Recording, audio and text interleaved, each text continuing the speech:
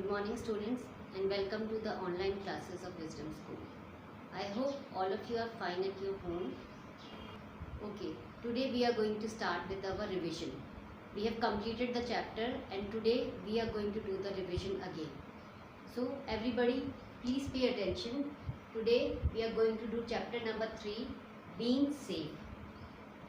And for the revision, I want all of you to open page number 18 of your book.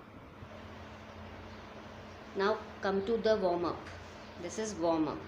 You can do the revision from here. If you remember or memorize all these rules, then there will be no concept left in this chapter. अगर आप इन सब points को याद रखते हो तो पूरा chapter का रिविजन हम अभी इसी बॉक्स से कर लेंगे. Whenever you are going for the revision, just wrap up. Wrap up means कि जो भी हमने इस चैप्टर में पढ़ा है उसको शॉर्ट फॉर्म में, this is the short form of the whole chapter.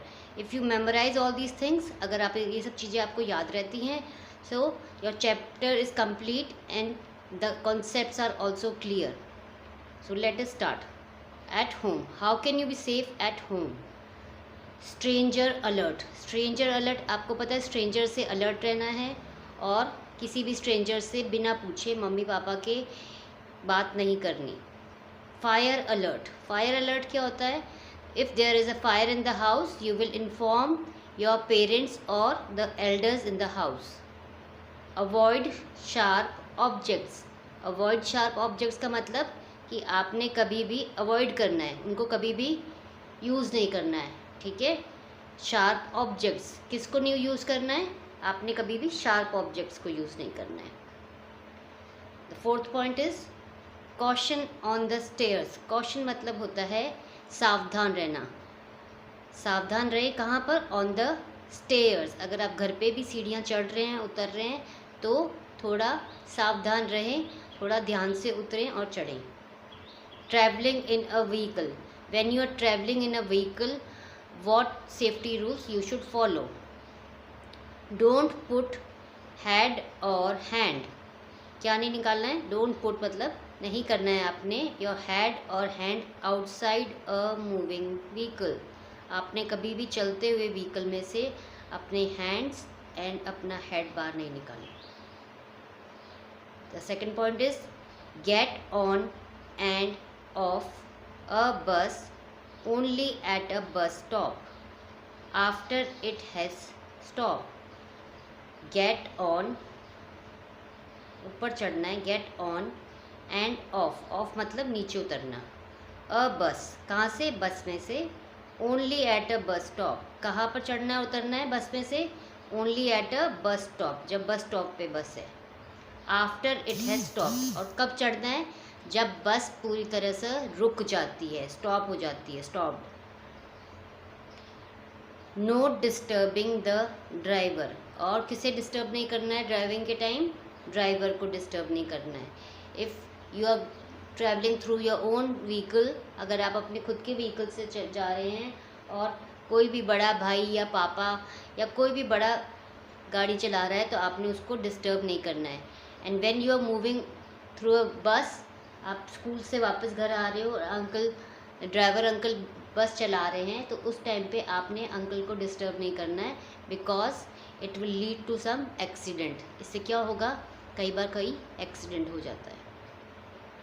So riding a bicycle. How can you take care और be safe while riding a bicycle? Now we will learn these 3 points also. Keep to the left of the road. जब भी आप road पे हो और bicycle चला रहे हो तो कौन सी साइड में आपने मूव करना है? You have to keep the left. कौन सी साइड में? Towards your left. Avoid busy roads. Avoid मतलब आपने वहाँ पर नहीं जाना है where there is a busy road. जहाँ पर भी बिजी रोड्स हैं आपने वहाँ साइकिल नहीं चलाना. अगर आपने साइकिल चलाना भी है तो किसी खाली सड़क पे चलाना है और किसी बड़े के साथ चलाना है. और किधर चलाना है? Towards your left. Wear a cycling helmet. और जब भी आप साइकिल चलाओगे आपने क्या पहनना है? Cycling helmet. Now come to the on the road. How can you be safe on the road? अगर आप साइकिल नहीं भी चला रहे और आप सड़क पे जा रहे हो तो how can you be safe? Pavement walking, pavement is footpath, pavement is बेटा फुटपाथ। हम पेवमेंट, कई लोग पेवमेंट भी बोलते हैं, कई लोग फुटपाथ भी बोलते हैं। If you don't know the meaning of the pavement then it is footpath. Footpath walking, कहाँ करनी है हमने वॉकिंग? फुटपाथ पे या पेवमेंट पे। यूजिंग द जेब्रा क्रॉसिंग, अगर आप सड़क पे हो और आपने रोड को क्रॉस करना है तो where will you cross? You will cross from the zebra crossing.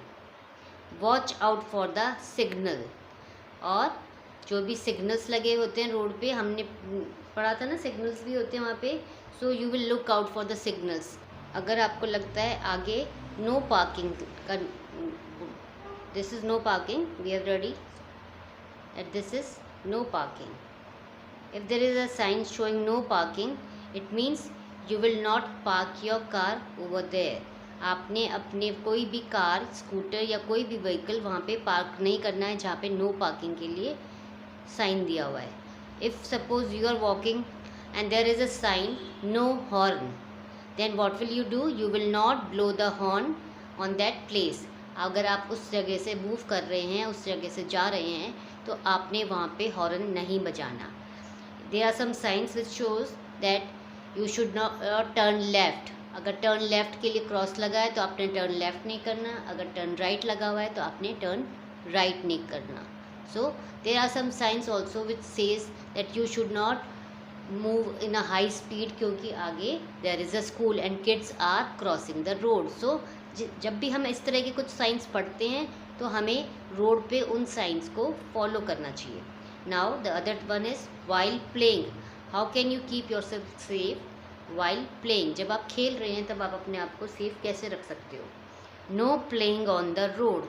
सबसे पहली बात, आपने कभी भी सड़क पे नहीं खेलना। सड़क पे नहीं खेलते होते क्योंकि that is a place for the vehicles. वहाँ से व्हीकल्स, वो सड़क एक व्हीकल के लिए बनी हुई है, हमारे खेलने के लिए नहीं बनी है। So you should never play on the roads.